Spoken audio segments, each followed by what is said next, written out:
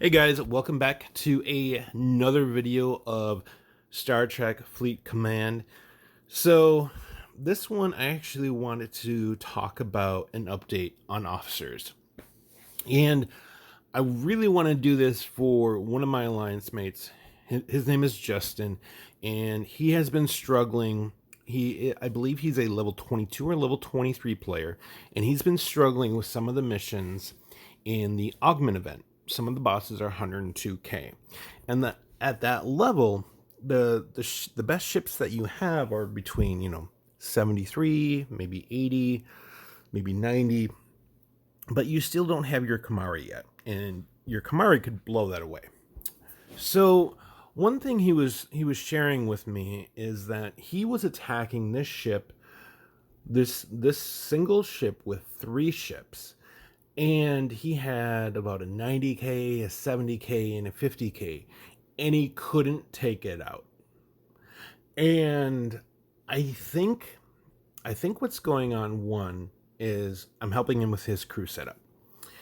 And two, I think they're making these more difficult because I don't think they were designed for you to take 3 ships in to destroy a single ship. I think they want you to take a single ship and destroy it the first time.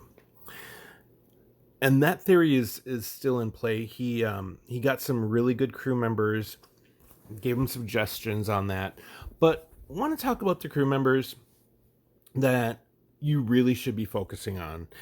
And I've done several of these videos.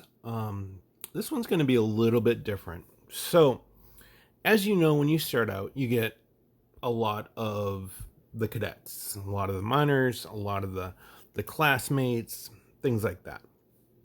As you can see, I have people that should have been upgraded a long time ago, but I'm not upgrading them. They're not worth the officer experience to me because I have a well-rounded roster. And what that means is when you have purples and you have blues, that's based on the rarity. Even greens are great as well. That's based on the rarity. When they don't shine like that, they're going to be very common. And when they're very common, you're going to notice a very big difference in their individual stats. So let's look at Cadet Sulu here. He is a lieutenant commander, which I believe is either 3 or 4 levels up. But look at his stats. His attack is 113, his defense is 56, and his health is 56. That is sad. For the amount of officer experience invested in him, for his stats to be so incredibly low, he's not worth any kind of investment. None of these people are worth the investment unless, I will say this, unless it is Chev, Gonzalez, and Chen is actually uncommon. So Chen is great. Those 3 have a really great setup to work against NPC hunting, and it's beneficial. I don't think it's worth upgrading them past a certain point, but they are a great setup. And Vel is in there if you're, I believe he is kinetic damage, so if you're using an interceptor, I believe Vel is going to be a better option for that. But some of these, like some of the station vendors, like look at Mbenga. Like, now, of course, he's just an ensign level, but those stats are horrible. And what are his abilities? I mean, when defending the station, he increases the armor piercing, shield piercing, and accuracy of the ship by 10%. And you can't even get him anymore. So I'm not even sure I'll ever touch him again. Hadley, I would love to get more if his survey trainer ability actually worked. Because my North Star really needs him to activate that. But it doesn't work. So he's pointless. Look at those stats. 32, 19, 26. And he's a lieutenant junior grade 2. And that is definitely a piece of frustration. I would say this to Scopely. It's okay that the introductory characters have low stats. I would like to say a different term, but I'm trying to be PC here. If they're going to have low stats, do not make them cost 50,000 officer experience to promote and for each level. For these stats, it's not even worth it. It's not worth it whatsoever. That would be one of my biggest inputs back to Scopely on this. So, with that being said, what I do is I make sure I have good setups. And of course, I have the Nero setup and I have the Kirk setup. At first, I thought the Nero setup would be better. But what I like about Kirk, and they're both the same level, but I'm getting close to getting the second tier on Kirk, so I'm really excited about that. The Kirk setup actually procs so much more than the Nero setup. And the thing I like is that Kirk, his abilities with Spock and Sulu proc immediately in the first round before the battle begins. Nero's, you have to wait until you're hit at the middle or the end of the round and then hope his abilities will proc. And then the Kumak and, let's see, Vemit or Livis or whoever you have there will proc once that burning starts. And so I think the Nero setup is okay. I prefer the Kirk setup, definitely. Even though it's a little bit more defensive, Sulu adds a really nice offensive ability into that mix. And so I think it's a really good balance. I'm really hoping to get Gorkin at some point. I'm not Klingon faction, so it's really hard to get those shards. I'm at 76, so I'm just being patient with it. Asbiter, his daughter, is a really good substitute captain. If you don't have him, her and Chang, and I think it's Kurla, is a really good setup on the Klingon side. Of course, it really depends on what you're doing. Also, they're doing the 7-day and 30-day loyalty tokens and whatnot. And it's between, let's see, why did you do that? She should be right next to Keenser. Yeah, he's way up there. So it's between Keenser, who you get shards every 7 days. You choose that. Or Carol. You get shards every 30 days if you select that. Now, there should be a really obvious sign. Why would they give you shards for one character for every 7 days versus another character for every 30 days? It's because Carol's amazing. She is incredibly flexible. You can have her as a station defender. You can have her in a war against another alliance. You can use her fighting NPCs. You can use her for when NPCs attack you in faction space. She is so amazing, and I don't want to undersell that, but I really want her super bad. Somebody in my alliance said, okay, great, I have to wait 9 months because you only get 10 shards every 30 days. And I hope that Scopely will release her in an event or something along that line so that we don't have to wait 9 months to get Carol. But even if you had to wait 9 months, she would be far superior to Keenser.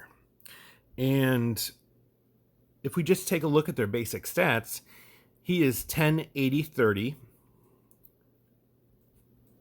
And she is 48, 96, 144. She's also an epic level character. So you're going to see right away that her stats are going to be far superior to his. And then the abilities.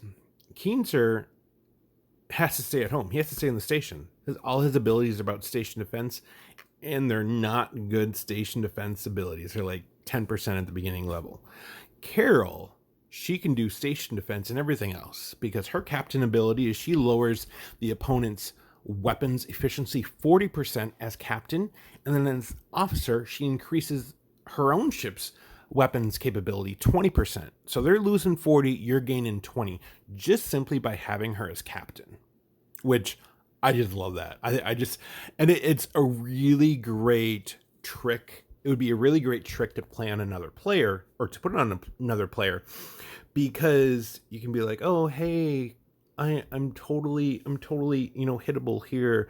I'm defenseless. And they try to hit you with her as captain. They're going to be in for a surprise, especially if it's a close fight. So when defending in battle, Carol decreases the weapon damage from opponents by 40%, and that's at her beginning level. And then weapons expert, Carol increases the weapon damage by 20%. So she is definitely on my hot list. She is the number one crew member I want. I read through all of these and I want her really bad. I will say one thing. You may want Keenser along with Carol. And just because he will increase the captain's ability procking with her, because they're all part of the same crew. So they're in auxiliary controls. The other member in auxiliary controls is, I believe, Mitchell. Yes. So if he's on the ship as an officer, so he would be another great officer to have, especially if you're fighting Klingons who have a high crit rate.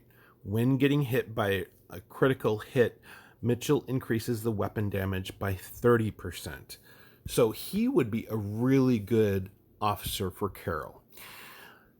So for the rest of these, I will continue to upgrade.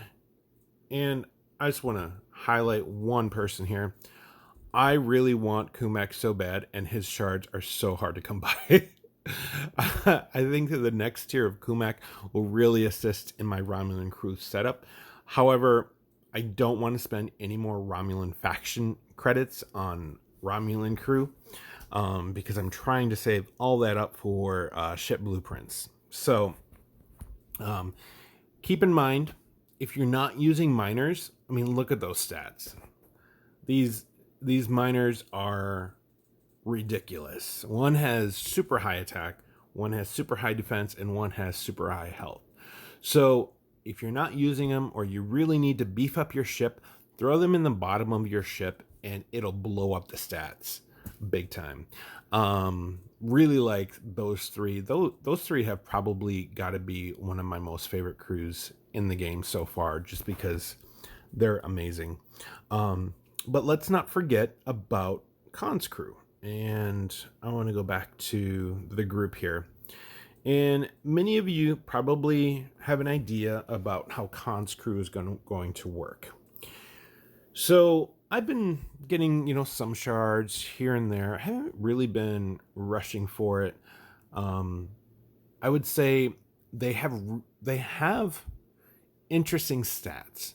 And what I mean by that is with the offensive Yoquin.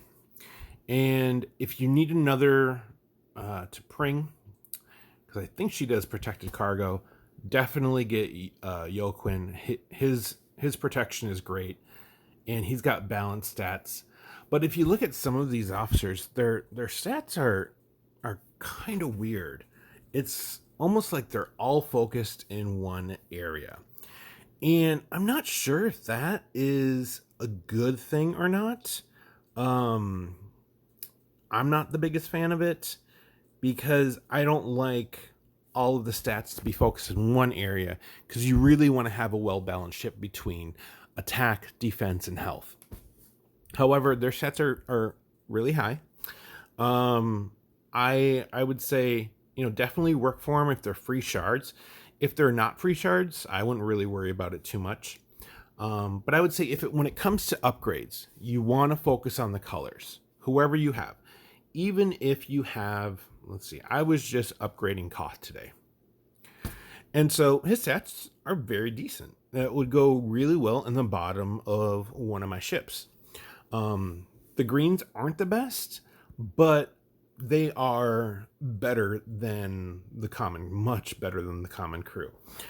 I would say if you're at a level of in the ballpark of 22 to 24, you really want to rethink of the officers you're upgrading, and you really want to work towards getting the more rarer officers to work on them and building them up. One thing I did, and I'll kind of close with this, and this is going to be one of those Admiral Jansen things where a lot of people are going to be like, oh my God, that's the worst idea ever. But this is what I did.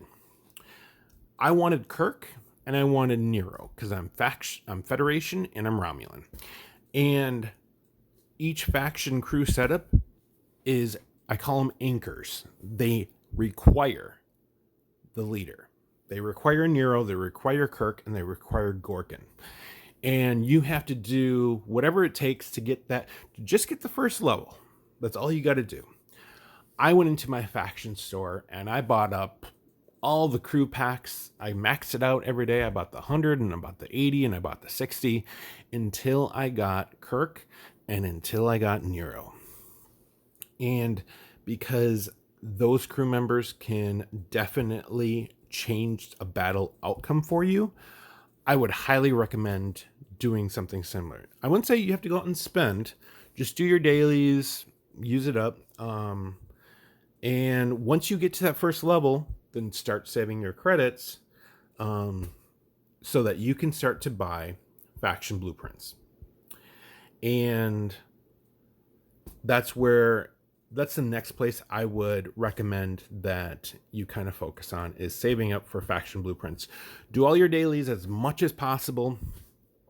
Definitely do the daily faction events where you spend so much and you get so much loyalty and you get so many credits. Try to max those out as well, because at the end of the day, you want to maximize faction credits as soon as possible so you can unlock those ships. So right now, I need about 11,000, I would say about 10,000 more faction credits.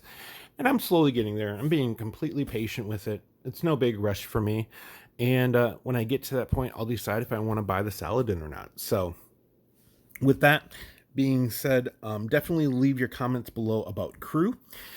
And click subscribe if you find this video helpful. Share it with your alliance mates. But I will talk to you guys later, and take care and have a good day.